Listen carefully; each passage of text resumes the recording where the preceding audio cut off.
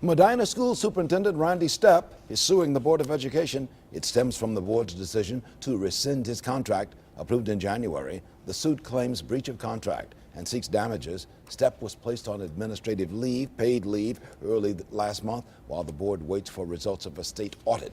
The state auditor is reviewing spending from a fund known as Medina County Schools Educational Service Center.